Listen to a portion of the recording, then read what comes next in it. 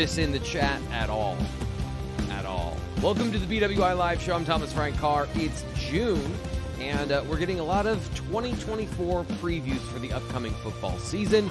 Of course, there's going to be rankings, and there's going to be a bunch of other things, including, I think the Freaks list comes out in June. But this week, what we're talking about is Penn State football's chances of making the college football playoff, not from our opinion, not from what we think, but from advanced metrics from ESPN. The FPI is out. Nate Bauer wrote about that at BlueWhiteIllustrated.com. The link to that is in the description. We're going to talk about that today. We're also going to get to your questions in the BWI Mailbag. But first, let's introduce the guest, senior editor for Blue White Illustrated, Nate Bauer. Nate, I know you were in Lancaster last weekend. How was golf out there? I love golf. Golf is so great. It was so great. I love everything about it. It was a really cool venue. And super fun to watch some of the best golfers in the world absolutely train wreck crash off of a bridge without it being gimmicky. That's like the important part. Anyway, doesn't matter. We're not here for golf. We're here for football. Let's do it. Football. Well, Fitz, how you doing? How's I'm everything doing going great. in your world? I'm doing great. Sorry, everybody. We're a couple minutes late because I was on the phone. That's my apologies there. But no, it's great. It's June. Finally, it's something to talk about with recruiting. It's something to talk about with team stuff. I mean, we just got some football talk today, so let's get on with it. Yeah, to start the show today, one of the things you can read over at BlueWhiteIllustrated.com from Greg Pickle, who scours the internet for all of the details and news, is that there's a potential lineup of primetime games. We might be closer to finding out which one is the whiteout game, although I think there's been some intelligent, discerning people talking about this for a little bit. So, Nate, intelligent, discerning person, what did you learn this week about the TV lineup and where fans might want to pencil in where the whiteout game might be on the schedule? Yeah, I'll be honest with you.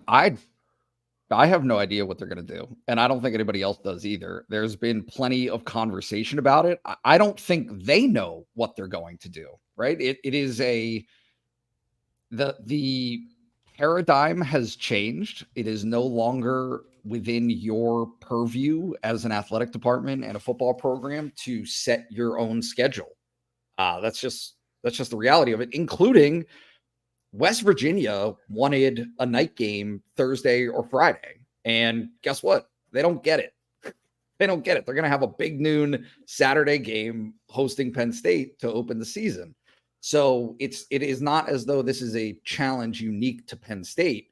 It really affects everybody. So yes, a couple of night games on the schedule. Illinois at Penn State is shaping up to be a night game. Who did that yesterday? Brett McMurphy, maybe, was the one that had that report. So that's where that is lining up. Ohio State's going to be noon, right? You have a good sense of that. There's lots that has played itself out where UCLA is not shaping up to be a night game. And so the conversation is if your night game at home, if you get one night game at home and it's Illinois, is that what you're spending your whiteout on? Maybe not. Right. And so the other side of the argument is, do you want to spend it on Ohio State? To me, I think it becomes a pretty obvious choice to make it Ohio State and give yourself as much of a jacked up crowd with as much of an advantage as you can possibly create against what is very clearly the best team on Penn State's schedule, home or away this season. Yeah. But yeah, that's a marketing decision and an athletic department decision and football decision, and they're going to have to come to some of those conclusions coming up here. Weighing that against the recruiting benefit of having a night game and a whiteout game, even if it's Illinois, like how do you see the decisions they've got to make in terms of when they want to place the whiteout in less than ideal situations, or trying to, how do you make the best of all of these things when you can't have the top option, which is night game, Ohio State, whiteout, end of story? Well, the comfort I take in this, and I believe Greg said it last week on the show, is that they can't be right. Whatever choice they make is going to be different. I mean, obviously the whiteout, plays earlier in the season. That's kind of like how this all works. Like you can do it in the back end, but so Washington makes sense, but it's cold. it gets dark quick and the white goes away. When it gets dark, it comes a camo out sometimes. And, it's really one of those situations where you're kind of getting backhanded for each one of those, like UCLA was it. That made a ton of sense. Play it at night, all that kind of stuff. Then all of a sudden, I think Fox comes along, scoops up UCLA, takes it out of there. So like and even UCLA is not a game that you look at and say that's a whiteout game. Like it's just it's playing with fire right there. But I mean, hey man, we said the same thing about NIL. Like the process and the function and how they do it. It's kind of dumb because TV runs everything, but that's the rules that you got to play, and that's the parameters you got to play in. So that's what makes it so tough.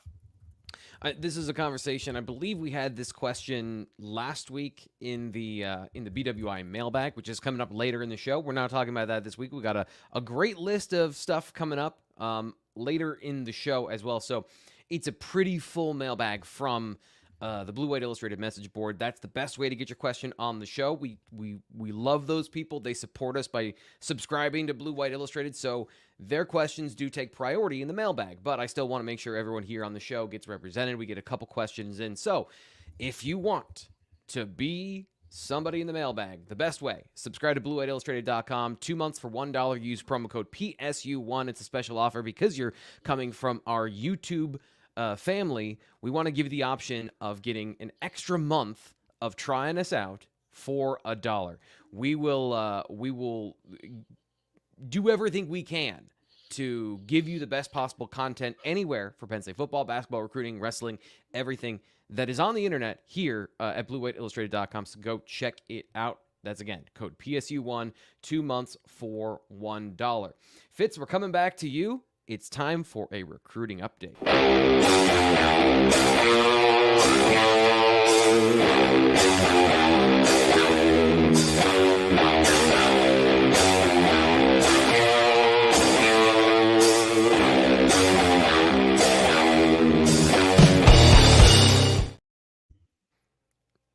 Sorry, I got distracted by the bass riff. So Fitz, big weekend. Official visits have started. And again, BlueWhiteIllustrated.com. His article, a link is in the description of the video if you want to go read everything he had to say about the official visit, feedback from all the players, I believe, that came to campus. So Fitz, what do you want to highlight from that today on the show?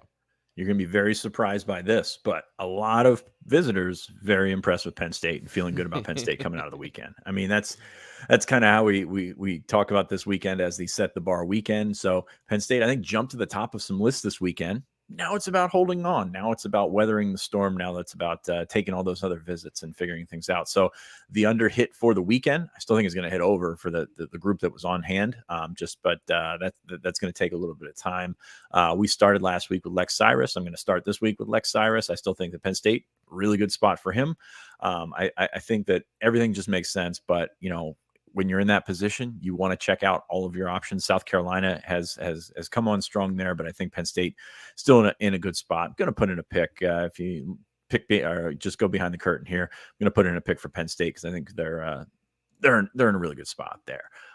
Beyond that, you've got some other receivers that were in town. Quincy Porter was obviously would he be the headliner? It's tough to say. There were a lot of really good players in this weekend. Yeah, linebacker Ty Jackson, number one, the top overall player, but linebacker doesn't have the sexiness of a wide receiver who everyone wants to know more about. So yeah, doesn't lots quite of great move players, right? Yeah, it doesn't quite move the needle for all the offseason comments about the wide receivers. But Quincy Porter in this weekend, I have a tough time seeing him land at Penn State. But I have a much less tough time seeing him land at Penn State than I did 2 months ago. Like, this is a situation where Penn State has made up a lot of ground. Now, did it make up a lot of ground to pass Ohio State and Michigan? Heard a little bit more Michigan this weekend. I don't know. That's going to be tough. And that's one of those situations where you come out of the first weekend feeling pretty good about where you stand. And then it's like, hey, you got to circle the wagons. Your Bills did a very good job of that in the 90s. And defend against those other official visits. So Quincy Porter, I think Penn State made a heck of an effort this weekend. We're going to see where that stands. But obviously receiver, I think Marcus Hagan's made a very good impression on some guys this weekend. Moving on, a couple of D-backs were in. Brandon Finney, Grayson Littleton, I think both fits for Penn State in a couple different ways. Finney, obviously a McDonough kid, Grayson Littleton, a Kansas native, so he's not really a Florida recruit. I think Penn State did really well with those guys this weekend. And Antonio Branch, he's interesting. Little asterisks there, South Florida. Yeah, like that's what you've got. Yeah. But you've got a guy that I think Penn State is clearly the leader for in Antonio Branch. How is that one? Because I know there's some other really high level safeties that Penn State has been interested in, and I know there's another one coming up this weekend that's going to be on campus, and all those numbers and how many you take, I think that also factors into this. But with Branch, who's kind of an unheralded, underrated guy, and Penn State's in the lead, how do you see this one? I guess. What's the timeline for how this plays out? Is this somebody they are going to prioritize, or what are some of the maybe the nuances and nuggets you can get into here on the show that aren't giving away all the stuff at BlueWhiteIllustrated.com? We can address the elephant in the room first, in that he is from South Florida. So you are playing with fire when you go into that, especially in June, because you've got a situation where you just saw. I mean, you landed a guy, you played him as a freshman, and all of a sudden he's at Alabama now. So. Not every kid is the same, but you're playing with the same area and kind of the same mindset with South Florida there. So if you take Antonio Branch, does it change much from your safety board? I mean, it probably, knocks you a little bit with Keno Winston and Jaden Blair, your top targets, because there's a safety, there's a guy with an S beside his name there on the commit list. But at the same time, I don't think it changes all that much in terms of your approach. Those are still very important targets for Penn State. Winston's going to be in for an official visit this weekend. Blair's not coming in until the end of the weekend. He's got a busy schedule. I think he's got 7 official visits or something this month. Wow. So this is a situation where I don't think it changes much if you take an Antonio Branch. We got a lot of awesome things in the chat that I want to get to quickly. Fitz, anything you want to wrap up from official visits or from recruiting before we move on? We're going to talk a little bit more about the camp on Thursday with Ryan. But yeah, I mean, I think the main thing to take away here is that Penn State did an excellent job this weekend. But that's just the start. That's just the tip of the iceberg when you're talking about June, because June is such a massive month. And I think that is why you use the code PSU1 and get into Blue White Illustrated, because there's a lot of stuff going on. I know Ryan has already established a guy that was camping this weekend, set up an official visit. That's a big deal. You remember Peter Gonzalez last year? That's exactly how it happened. So yeah, a very important one there. So I definitely implore you to check us out on BlueWhiteIllustrated.com. Yeah, I don't feel like I did the best job I could of this last camp because, followed Peter Gonzalez. We chronicled that really well. And then just the overwhelming number of players at that camp, Fitz, just good. They got on top of me. And we got some good video. You can check out at BlueWhiteIllustrated.com. But I was a little disappointed that I wasn't able to get more of those guys who were fighting for official visits. But we have, as Ryan and Fitz have covered these things, we have all the information there as well. I just like the show part of the show and tell. Mech Engineer in the chat, he's had a couple of comments in here, but he did donate to the channel. Always want to give a shout out to people who donate and support us here on the BWI Live Show. Appreciate you so much. I'm going to just gently bring this up because he's always got some good one-liners. He says Nate's tan is still in the burning red state because Nate out this weekend. I'm assuming Nate doesn't wear SPF, or you do and it just doesn't matter anyway. Because you're a very fair-skinned person.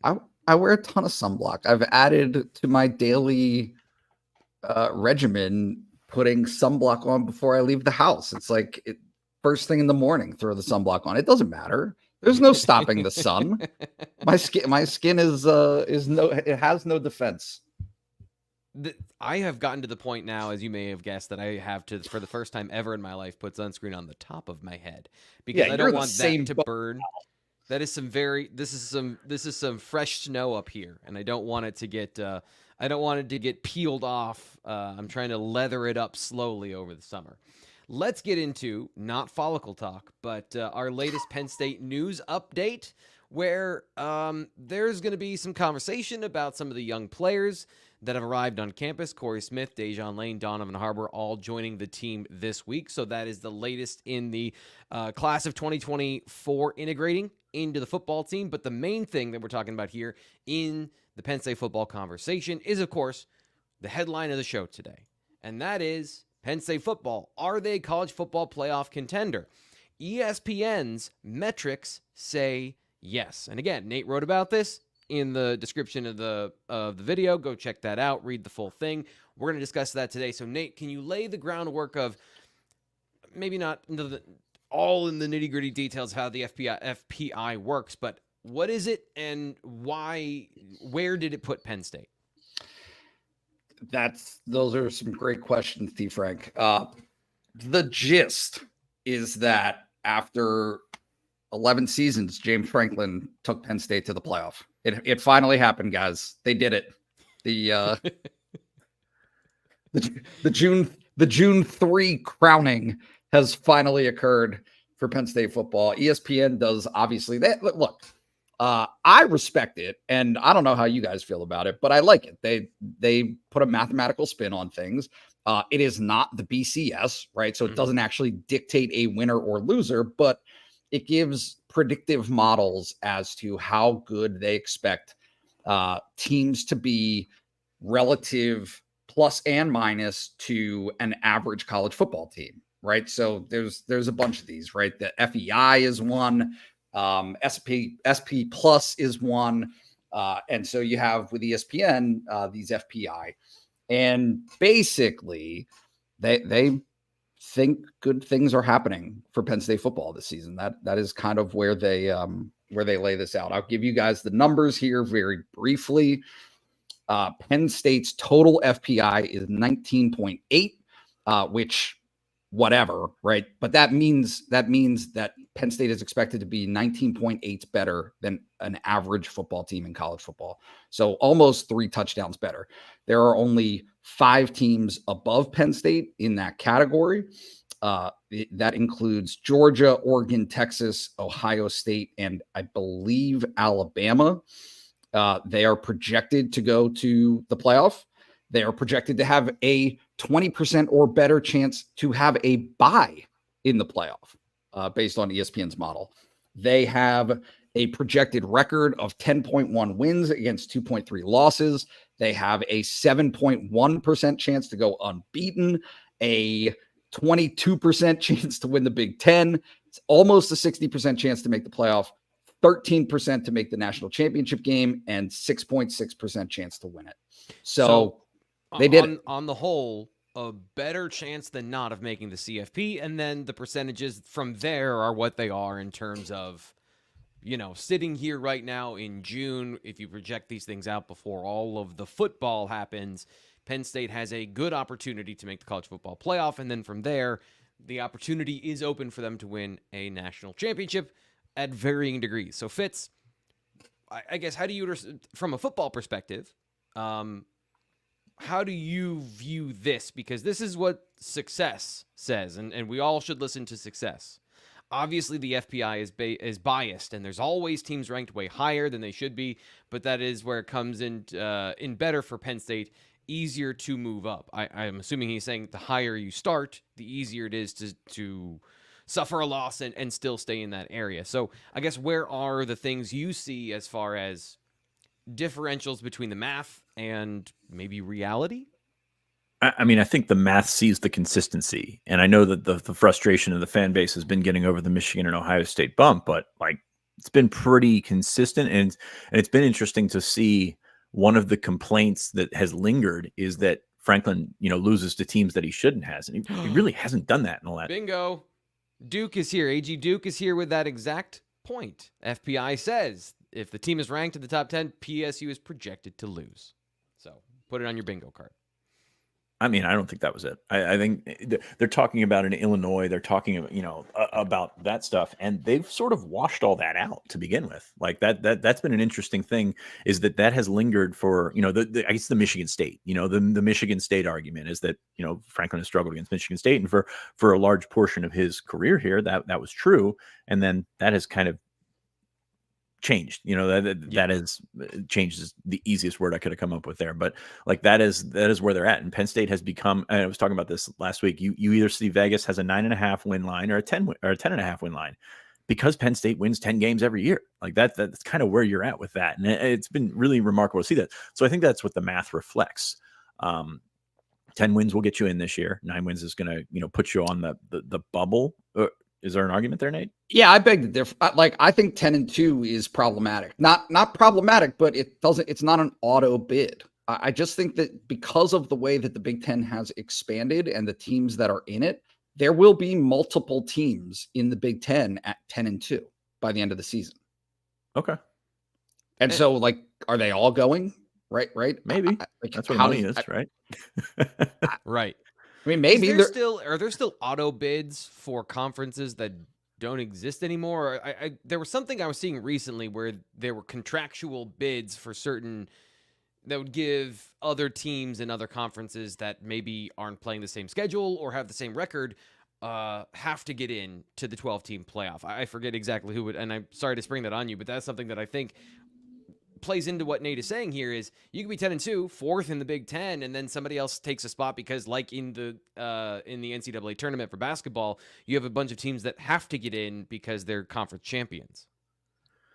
It's going to reflect the strength of schedule argument is just moving down the line, right? Like it's just moving instead of the fifth best team having that argument with the fourth, fifth, sixth best teams, it's going to be at the bottom end of that spectrum. And so the strength of your wins or the weaknesses of your losses will, I think, be part of that conversation. I'm really hesitant on this notion that if Penn State loses to Ohio State and then loses another game to a good team at USC, that just gets them in, that they're going to be in no matter what. I think that you have to win. And this is where I want to steer the conversation if I can. The fascinating thing to me about this is, and the point to take away is the schedule, right?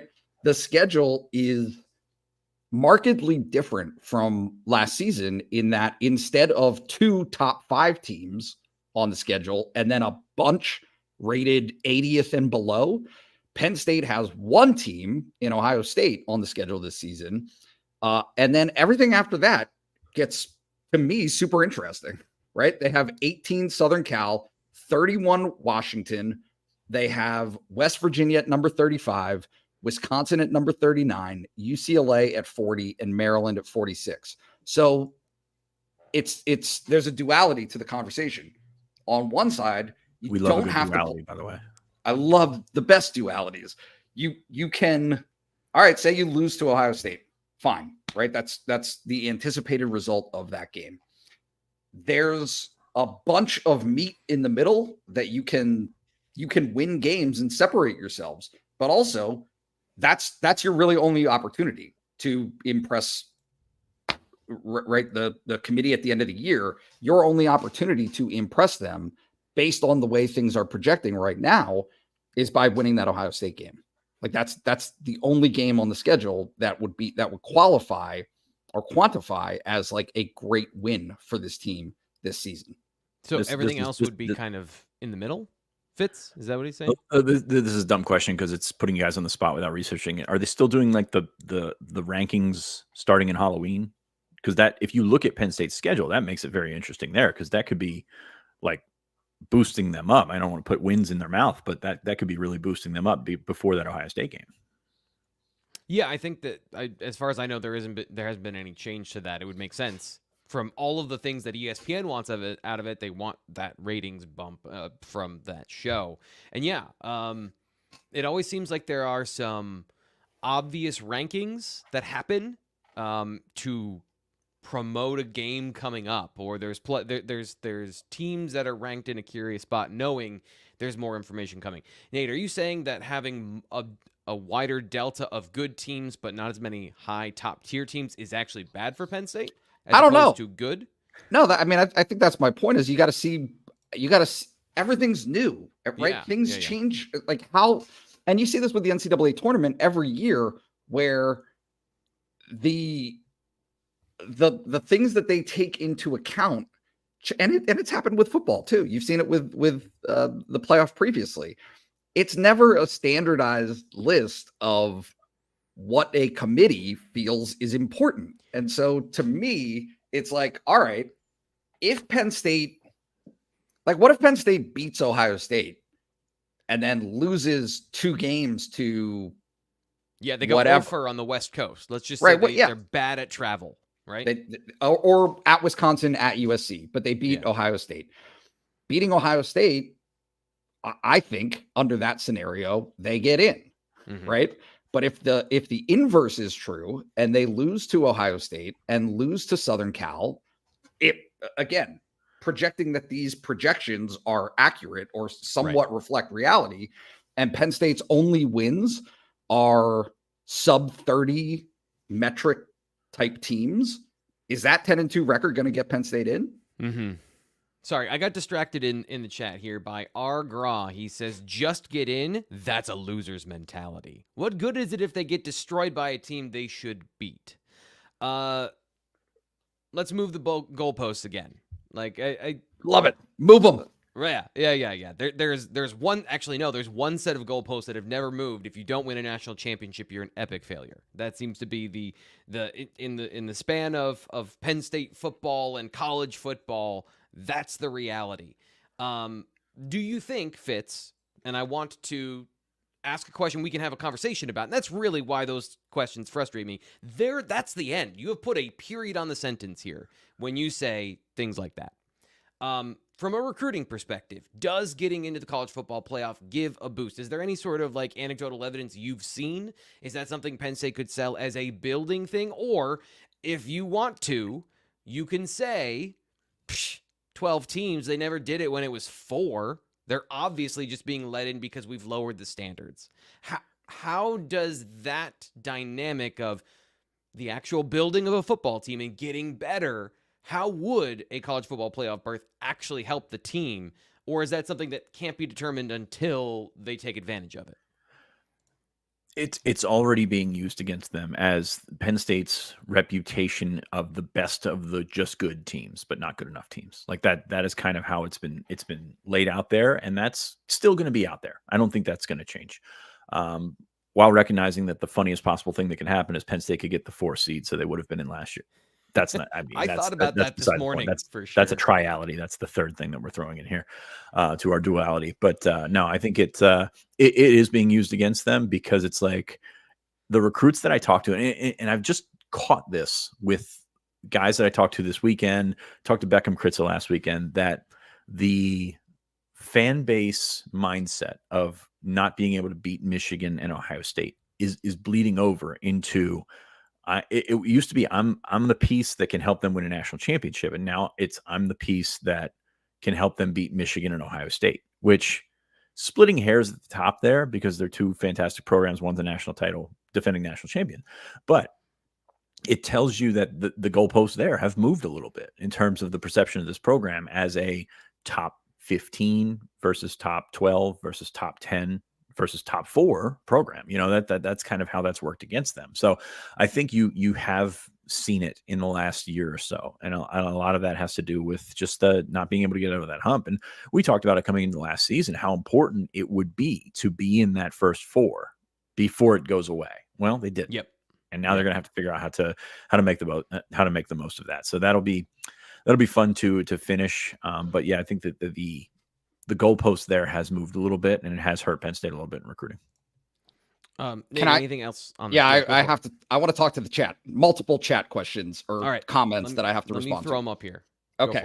Argraw, his most recent one. Getting in doesn't mean as much when the field is 4 times as big. 4 times as big is still fractionally the size of normal major athletic sports playoffs. It is still a fractional percentage of what the normal representation is in playoffs for all of the other major sports, Major League Baseball, NBA, NFL, you name it. All of them have bigger playoffs proportionally to the size of the participants than does college football. So I'll never wrap my head around the mindset that if, for instance, the NFL, that the only way you had a successful season in the NFL is by having made it to your conference championship game. Mm-hmm. That's the equivalent. I don't think that's the case in the NFL. I think that NFL team fans judge success based on 1, expectations, but 2, whether you reach the playoff, right? If a wild card team wins and gets to the divisional round and loses there, is that a success? Is that not a success? It's just we've narrowed the window of what success means so sharply in college football that it's silly, because even under the pre-iteration, right, the BCS, if you made a BCS game but didn't get to the national championship game, you were still considered to have had a very great season. Penn State 2005 is a great example of that. Making a BCS game under that scenario was considered a wild success, given the issues that there were previously. Can I jump in here? Can I jump in here? Just follow up on this general topic too. He says, make the case then when it was 4-12, you can't get demolished. The point is they need to show they belong, not just get beat up. That's my point. Is you're assuming the negative. Your point is you're assuming that when it happens, they're going to get their butt kicked. None of us here are saying that the opposite of that. We're just saying that we don't agree with the premises that they're a lock to get demolished. We just don't know. So by assuming a negative, it just like that paints the picture that you see. And that's not the reality that any of us live in, because we haven't got there yet. You could be entirely right, but it's June. We have no clue. Nate, continue. I think that the fascinating part about that perception is Penn State has actually, under James Franklin, fared very well against teams ranked between like 17 and what you would consider, right, like others receiving votes. Like teams that are good, not excellent, Penn State has done actually pretty well over the years. I mean, it's almost, I did the math. It's like almost 500, which would be very good against similar competition. I don't know how things are going to play out for them this year, but if you are in the playoff as whatever it is, an 8 seed, and I don't know how those pairings go, but like 8 versus 7, maybe, or 8 versus 9. Yeah, I think Penn State has a great chance. This year's team has a great chance to win a game like that. But you have to let it play out. You have to see how these things go. Did I not say this was going to be a wild ride here from the conversation surrounding Penn State in a college football playoff conversation? Fitz, do you have anything to button this up, or can we move on to the mailbag? We can move on. That's fine. Perfect.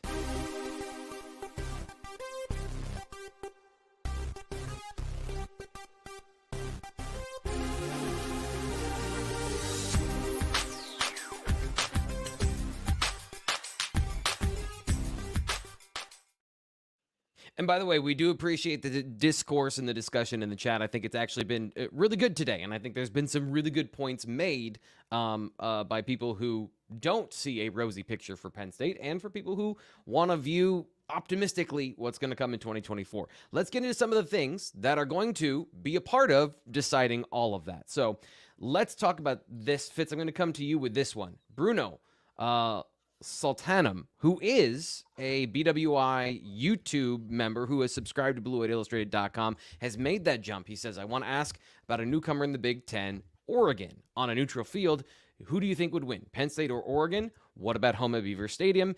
And finally, why is Oregon considered to be better than Penn State? So good. They lost to Washington twice. Penn State lost to Michigan and Ohio State. It's not like they played much better competition besides a Washington team that made the college football playoff championship game. So he wants to know later, is it recruiting fits, or what is the perception about Oregon that they are automatically or seen as the favorite in this new competition for second, third, fourth in the Big Ten? It's tough because Oregon is a lot of perception. You get the Nike, you get the uniforms, you get all that kind of stuff that doesn't really matter. But at the end of the day, they've put a pretty solid team on the field. They've got a really good head coach, and they're exciting. And I think that's what's made it appealing. And I think they've done pretty well out of conference. I mean, they've beaten Ohio State's since the last time Penn State's beat Ohio State. So like, that's obviously, a big deal for like can you compete on a national level? Now I do have reservations about that whole group that's coming in terms of style, in terms of how that's going to fit, because sometimes, we saw it with Utah a couple years ago, and it runs up against the Big Ten and you have to play a different style that changes some things. With Oregon this year, I think they've got a good bit of talent coming back, and they added an experienced quarterback who has played 8 years in college football, and Dylan Gabriel. Right. It seems like third, fourth stop. it seems like a perfect storm in the sense that this could be not their peak, because I think at the program and the way that they're throwing money at that program, like night and day compared to Penn State in terms of like what you're talking about with NIL. I think that this is I don't want to say do or die year, but this can be a really, really good year for them with the talent they have coming back. So is it kind of like Washington last year, where they had all the right pieces to make a run, and then in that particular conference they were able to do it, and now Oregon has we're seeing a similar trend of this team could peak this year. Yeah, I think so. But I think that the way that they've recruited, and it's really interesting because that is a team that changed coaches a couple of years ago from a stockpiler and Mario Cristobal, and now it's got Dan Lanning, who has used some of those tools, and not a ton of those guys left when Cristobal left, but has used some of those tools to fine tune it into what he does well. And there's a reason that Alabama, was mentioned for him, like before they were mentioned for Kalen DeBoer, who eventually got the job. So this is a guy that's got a ton of talent at his disposal. And we talk to bring it back to Penn State. When Penn State wants something done, they got to go through a lot to get it done. And, it's gotten better in terms of the bureaucracy and the connection and the alignment and stuff like that. If Oregon wants something done, they call one guy, he takes care of it. Like that's how it works out there. So that's going to make things a lot easier in terms of getting through the red tape. But I agree that there are reservations with the style that foursome will play coming into the Big Ten, and how much of an adjustment period they have. But I think Oregon's the most suited to do something right away just because of the talent they have coming back. Nate, I want to get to this question. Like I said, we got a big mailbag, so I don't think we're going to get everyone's thoughts on all the questions today. But this one from Navy Blue, he says, there is a consensus that pass blocking on the perimeter can't be the same level with Olufashinu and Caden Wallace moving on. He goes on to ask about the interior of the offensive line, but I want to go to a conversation you had about the offensive line and its potential, its play this upcoming season. So how do you view this unit losing left tackle, center, right tackle, and then a new offensive coordinator? How does all of this work out to you in terms of strength, not a strength, unknown, question mark? How do you view this particular group? Yeah, I think that it's kind of complex in the sense that I think that people have a perception as though when you talk about these things, it's about disaster or not, right? And the reality is the way that the conversation has played out with Penn State football over the last few years, is it good enough to excel, right? Like, is the offensive line good enough this year based on the drop-off that they're going to experience, whatever drop-off that is? But you would anticipate something of a step back, given the personnel from a top 15 pick, a high third round draft choice, and wherever Hunter went, fifth round, right? It's not a one-to-one comparison. And so if the issue over the last couple of years has been that group wasn't able to be awesome against Michigan and Ohio State, I think it's a fair conversation to ask the same thing this year. And then furthering that, what are the implications to everybody around it? Like, right, we saw this blueprint last year where Drew Aller wasn't great under duress. Is that fair? I think, T. Frank, I think you've run the numbers on that. Yeah. Yeah. Specifically when he was moved off the spot or when he sensed pressure.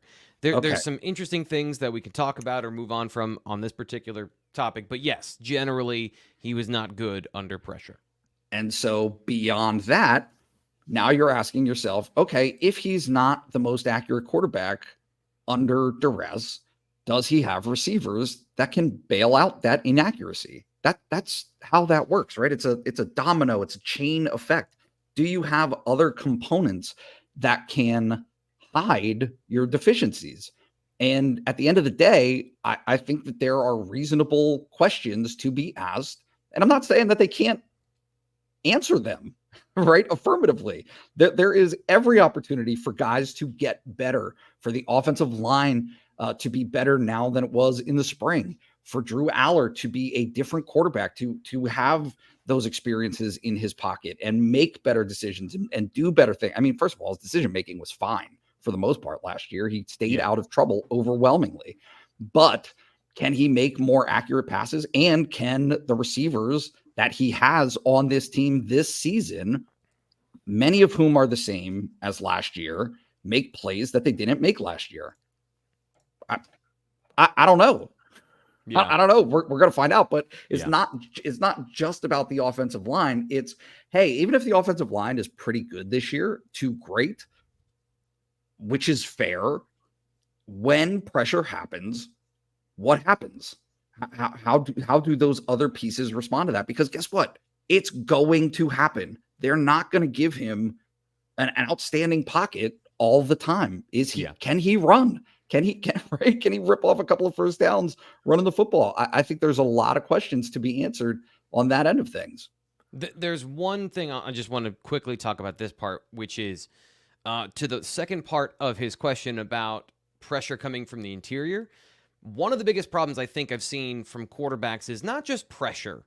And there were times where he was feeling pressure that wasn't there, but that comes from free rushers in your face. That's really hard to deal with as a quarterback when you don't even get to, I'm going to step to the right or the left, and I'm going to do my regular mechanics to then get out of pressure. When you've got a guy coming scot-free down the barrel, that is a cumulative thing that I think we saw affect him.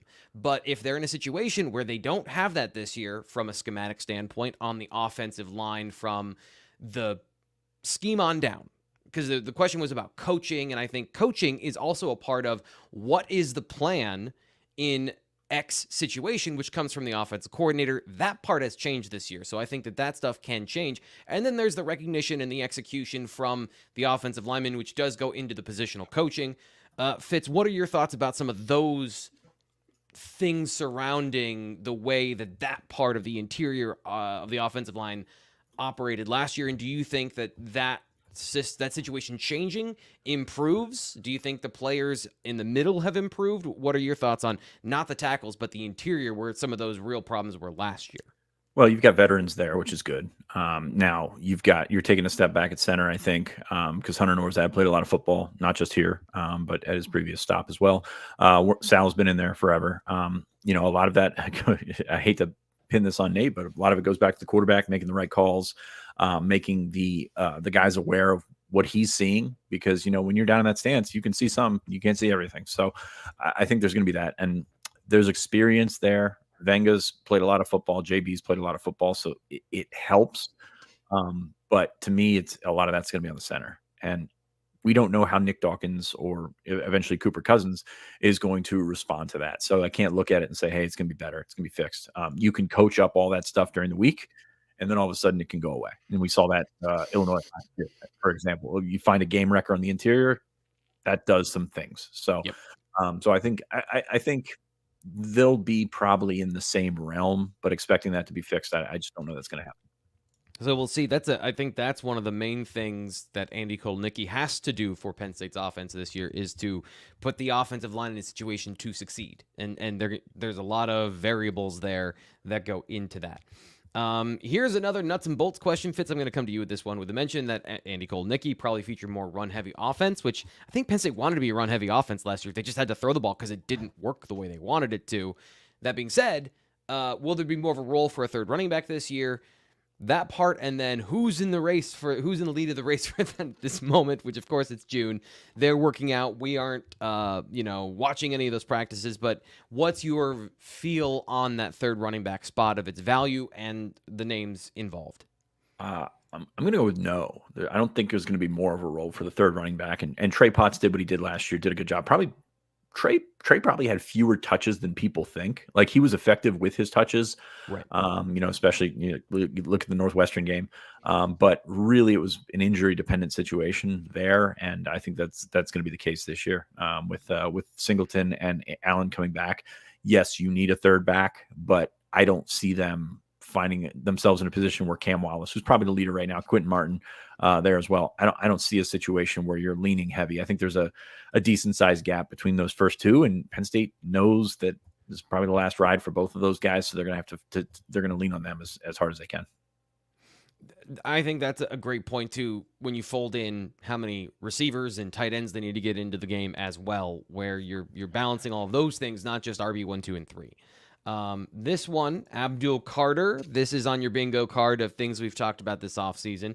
Spice67 says, do you think Coach Tom Allen will use Abdul Carter, like the Cowboys used Micah Parsons, keeping the offense and QB guessing on where he'll line up in addition to not lining him up on one side of the field? I'll just take a stab at this and say yes. Nate, I know this is a part of the conversation of, I don't know if he's saying exactly, is he going to play linebacker, but is he going to move around the formation? Is he going to pass rush from different situations? How do you feel the usage of Abdul Carter impacts the defense this upcoming season? I will be interested to see if it varies within the course of a game versus having a game-by-game plan for him, because I think it's fairly clear that he will line up at linebacker this season. I just have questions of usage as to whether or not it's right. Like, is that a series by series thing? Like, I don't know, T Frank. I don't follow Micah Parsons that closely and how they use him in the NFL. Either, truthfully. He spent a lot of time at linebacker this year, I think, because of injury, not because they wanted to have him at linebacker. So his versatility came in as a rip the Band-Aid off, we need this, as opposed to, yeah, we want to take the best pass rusher, one of the 3 best pass rushers in the NFL, and play him at off-ball linebacker. Fitz, this is what I'm struggling with. Nate, did you have a point you wanted to clear up there? Or because I wanted to ask Fitz something kind of tangentially off of this. No. Go ahead. I'm struggling with, are we missing the point on Abdul Carter? Probably. Because sorry, go ahead. No, I know. And this is the problem of, he is learning the position of defensive end. And I think they've already used him all over the formation. They can use him all over the formation. But to me, like, there are more important people on the defense to rush the passer consistently that I think will determine, because they've proven to me that they're excellent pass rushers. That's, I guess, the thing I'm struggling with is Abdul and his positional aptitude yet is still, he's got to get that stuff down before we start using him as the centerpiece of the defense. So I guess there's 2 sides of that of, do they need to move him around to get pressure, or do they need to move him around because he's the best defender, and T Frank, whether or not he knows how to use his hands and he can do a rip move or a spin move or a swim move, doesn't matter. Throw him at the quarterback. He's the best player, and shut up, nerd. Maybe the latter. Yeah, I like the way you worded that. No, I think they have faith in him because you look at his game, and what was the weakest part of his game was playing in space, coverage, all that kind of stuff. So you're taking that out and you're replacing it with go get the football, man, which is coincidentally the best part of his game. Yes. So I think that we're probably overanalyzing that aspect of it. Also, 262 pounds now. So the weight has come.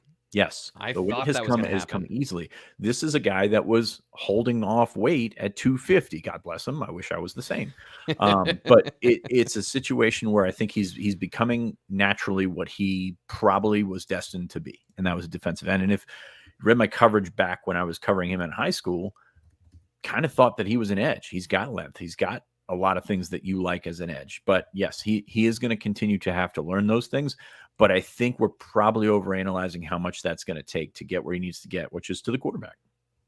Yeah, and I guess that's the part I'm focusing on of, does he have the tools to get to the quarterback? Because a large part of this too is tools from a technical standpoint. And those are I think harder to do and maybe don't show up to the average fan when he's blowing up a running back because he gets to blitz off the ball because Dennis Sutton and Chop Robinson are eating up blocks, and suddenly you've got a schematic advantage that Manny Diaz designed for your best athlete to just destroy somebody who is an inferior pass blocker. He's got to do the things that are harder now unless they use him in that way where they're moving him around, and then I don't think that helps his draft stock as much than if he's whipping tackles regularly because he's a complete football player. So, yeah, I think there's a lot of shut up nerd in what I think about that. Oh, it's always great. Go with that. But now you look at the schedule and you think Big Ten, you think, okay, well, who's going to try and run it down their throats? Michigan's not on the schedule anymore. I mean, the one team that I look at on this schedule that says that, hey, they're going to try and run it at you hard, is West Virginia, who's not a Big Ten team. Like West Virginia's strength is their running game, and I don't think their offensive line is going to be what it was last year without Zach Frazier. But it's not as much of an issue anymore, because I think we used to be able to go down this line and say, okay, Illinois is going to try and run at you, and they probably still will. Let's be honest here.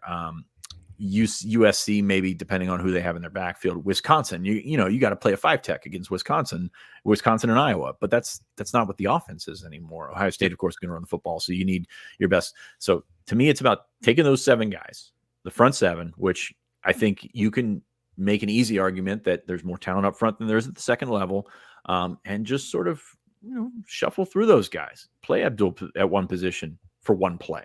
Yeah. Then pre-snap motion, put him at the end, put him at linebacker, whatever it's going to be. I'm excited to see how he uses it, just based on the fact that Tom Allen has had to, like Andy Kotelnicki, has had to scheme a defense or at the side of the ball with inferior talent, and he's done a really good job of it. Yeah. That's actually something we're going to get to here in a second if we got time for it. I like that thought. But this one I want to come to Nate with, because this is behind the scenes, this is a conversation Nate and I had, I think, quite a bit in terms of folding Abdul Carter into that conversation of, given the defensive depth chart at linebacker and safety, could you have seen the next defensive coordinator switch to a 4-2-5, even if it wasn't Tom Allen, based on the Penn State talent available? Nate, I want to fold in, like, this move from Abdul Carter, how much did that also affect the conversation about what you want to play, how you want to play it? What does Jim Knowles run? Is that a 4-2-5? Yes, and it's different because he runs 3 pure safeties. So they've got like a free safety and then 2 safeties that kind of rotate from 10 yards of depth instead of like a true linebacker alignment. Gotcha. Then sure. Yeah, I could see that happening. Was that just like, did you just subtly throw in like a ton of insider information there? I don't know what you're talking about. Okay. All right. Yeah. Could I have seen the next? Yeah, sure. Yeah, they could have done that for sure. All right. That was perfect. Sorry, I got distracted by some stuff in the chat again because it's a strong chat today. Scott L says, maybe too early, but do you see a red light, green light, red shirt designation for Liam Andrews? Haven't really heard much about him this spring. Fitz, we've had this conversation a couple of times. I want to just say red shirt. To me, hard red shirt for a number of different reasons, but what do you think about this particular situation? Well, we didn't hear about him this spring because the report on the spring was he was recovering from an injury. So like there's a reason you didn't hear about him, and then there's no follow-up on that because he was working back from an off-season surgery. So the other thing here is that he's playing defensive tackle, and defensive tackle seems pretty set. Not for 2025, but 2024. So I think if you're looking at Liam Andrews, tremendously talented, athletic kid who's still growing into that position, maybe going to look a little bit different after his redshirt year. But I feel pretty solid that he's in a position to redshirt at a position that doesn't need him to contribute. That is, I think, a great nutshelling of that particular conversation. Let's see. Here we go. Nate, I want to come to you with this one. Yep. Who are your picks for this year's Caden Wallace type breakout on offense and defense? Oh man, who are my pick? Okay. Let's see here. Offense. Khalil Dinkins. Interesting. Okay. Is that okay? Fitz, sure. You all right with that? Sure. Yeah. Okay. So curious to see what that jockeying is with Rappleyea, but they're 2 different players, so they can make that work. Yeah, and I think there's potential for touchdowns there. I think that's a great point. Where my mind is, so the stats will look good. Defense? Defense. I mean, do we notice Jalen Reed? You know what I mean? Like, has he ever gotten the credit he deserves over the last couple of years? Yeah, well, this also goes to defining what a Caden Wallace type season means. Does it mean just an older player who then takes a monumental step forward, or is it a guy who maybe hasn't lived up to the hype who suddenly does? There's how you view that, I think, is also the conversation. I put Jalen Reed down on my cheat sheet, so yeah. I agree with you in terms of a guy who could have a breakout season, but is that really the Caden Wallace? Is that the Caden Wallace breakout season, or is that just a regular breakout season? But, I think you make a valid point there. Yeah, I just in terms of guys who have flown a little under the radar, maybe are. I mean, I always saw Caden that way, right? I think that there were years of underappreciation for him from the fan base that I think probably translate there for Jalen. Fitz, what do you think? Amin Vanover, maybe. Does that make like sense? that I know one. that there's a kind of a logjam at defensive end, but this is a Yeah, I guy like that's that been too. a backup. You know, that pretty much. I mean, Caden wasn't a backup, but this is a guy that's been in the mix. But he's an older player, and we saw last year, especially with Michigan last year, we saw what these older players can do at the end of their career when they're playing against 19, 20-year-olds. It makes a difference. So I think there's two guys right there. Nick Dawkins, maybe. I don't think he's, you know, at that level of Caden to be a draftable guy right now, but like, that's a guy that hasn't done anything and now is going to be thrust into a major role. So we'll see about that. I would say the one guy that I think, for reasons that are out of his control, would be Trey Wallace. We talked a lot about Trey Wallace over the last couple of years. Injuries have been a problem, but he is set up to be the guy on offense as a receiver. Last question that I think we'll get to here on the show is, this is from RD24. What do you see being some new strengths to the Penn State offense and defense with the new coordinators, Andy Cole, Nicky, Tom Allen, that were not as efficient or as effective utilizing last season? That is going to be interesting to hear about what the Manny Diaz conversation is going to be from you guys. Fitz, I'll come to you with this one quickly. I will keep talking here just to kind of filibuster, give you a second to think about it. I would throw out there for the defense on this particular side of things, the ability to mirror and match routes in zone coverage. I think there was such a focus from the pressure perspective with Manny Diaz, and then you play, I'm not going to say simple coverages on the backside, because they did do matching and things like that, but it wasn't necessarily as much about that as much as it was force the football out quickly into bad-looking windows, as opposed to confuse the quarterback, use good, smart route techniques to defensive route understanding concepts to then jump the football. So Fitz, do you have anything on offense or defense you want to add to that? So I think by the end of the year, you were looking at offenses using Manny Diaz's pressure against him, especially on third down. Penn State was awful in terms of defending a third and long run, which is just like rip your hair out awful type things. So does Tom Allen's is aggressive, but lack of aggressiveness in compared to Manny Diaz from a pressure standpoint, does that help them sort of get off the field quicker? Like, I think that's one that you can look at and think that he's going to play it a little safer. And it kind of meshes with with what you said about the coverage. I think that is a happy medium that they can definitely find. Nate, do you have any ideas on offense or defense for Andy Cole and Nicky, and some of the things that they can do better this year as a strength? And I know, believe it or not, there were things they did good last year. You know, I thought the offensive line was good. What do you think? I think they'll throw it to the running backs. That's what I think. Yeah, there's one. Utilize the running backs in a better way. I hope, for me, from the football intelligence standpoint, smartly using the running backs, not just throwing into the flat. I was watching a video clinic with a coach the other day who was saying, like, when you throw the running back, why is it always got to be a check down? Why is it always got to be in the flat? He's one of the least covered players on the football field in the passing game. Use him more aggressively. So I think your comment there, plus hopefully a smarter approach to it, does yield those things that Penn State fans have been asking for, which is Nick Singleton, get the football, be Saquon Barkley. Good show, guys. Good show. Any final thoughts, Fitz? No, I said we got a call. We got to get on, so we got to get out of here. Nate, what's coming up for you at BlueWhiteIllustrated.com? Give us one more promo for our dollar deal, which you can subscribe using promo code PSU1. What are you working on this week? Yeah, actually, I have coordinators coming up and James Franklin, so should be some good one-on-one interview content from these guys this offseason. And we'll be live tomorrow morning, 10 a.m. Of course, our recruiting show on Thursday. You've got to watch that this time of year because there's so much information, because we're going to be talking about last week, and there's another weekend of recruiting coming up. Fitz is going to be back for that. Greg is off this week, so we're going to see what we do about tomorrow when we get to tomorrow. We went 1-0 today, and we're going to make sure we do that tomorrow as well on the BWI Live Show. We'll talk to you then.